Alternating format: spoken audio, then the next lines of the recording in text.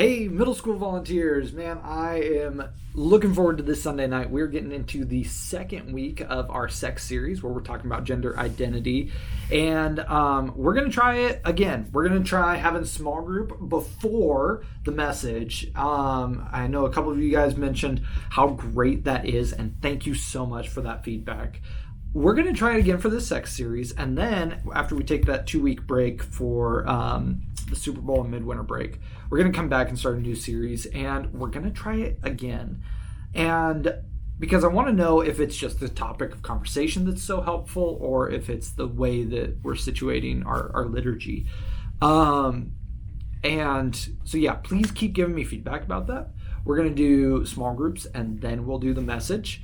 And this week, so last week we talked about like laying out a biblical foundation. What's it mean? Like what does the Bible say about gender identity? This week we're really going to talk about our approach.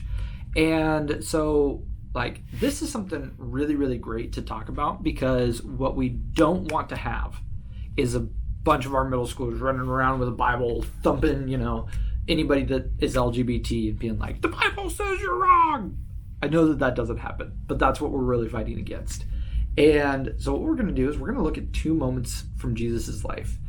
One is the woman at the well, where this woman comes up and basically Jesus highlights how sinful she is and still accepts her, still loves her, still welcomes her in.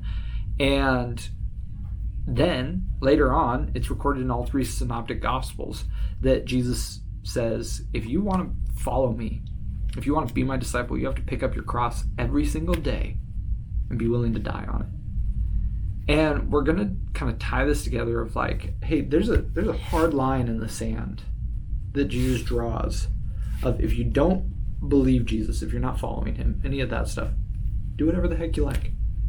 Christians, we're going to try to be like Jesus. We're going to mimic him. People who are not followers of Jesus, no matter what their life is like, they can be welcomed, they can be loved, they can be known. But once they say, I'm following Jesus, we're going to be using this Sam Allberry quote that's great.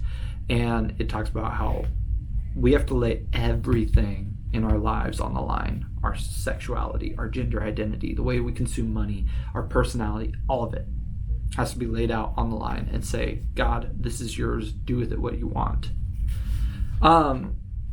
And that's going to be kind of the main idea. One big thing that I want to just kind of bring to your guys' mind, I know that I'm going to have to remind myself of this a lot. I was just listening to a podcast between Dr. Preston Sprinkle, who is a great author on this topic of conversation, and he was interviewing a guy named Sam Allberry, who 10 years ago wrote a book called Is God Anti-Gay? Cannot recommend that book enough. So good. But Sam Allberry had just come out with a new version of it, an updated edition. And the reason that he gave for it was that he felt that the LGBT community had changed so much in 10 years. And the world had changed so much in 10 years that he needed to give a new version. And I just want to encourage you. Some of you are very close, very closely removed from high school. But I still want us to all remember that this LGBT conversation that your students are having is not the same one that you were having in high school or middle school specifically. And so this Sunday, really focus in on asking a lot of questions and listening constantly. In a couple of weeks, I'm going to really kind of jot down my thoughts of why doing small group before the message could be revolutionary to our middle schoolers, after Dan Costanero and I talked about it for quite a bit. But this Sunday especially, really ask a lot of questions, get all of their thoughts, all of their feelings out of them. And I think that it's going to really show you and I both a lot about what our middle schoolers are living with and living through right now. So, guys, all of this to say, I just want to wrap this up with this one thought. Thank you so much for jumping into this. I can only imagine that nobody on the planet wakes up and is like, oh boy, I cannot wait to talk about gender identity with a bunch of middle schoolers.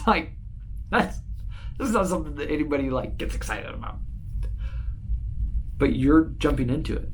You're jumping into a really hard conversation, a really difficult conversation with middle schoolers that aren't your own kids, and you're doing this because you care about them and you want them to have a life that is filled with Jesus. And guys, I think that is so amazing.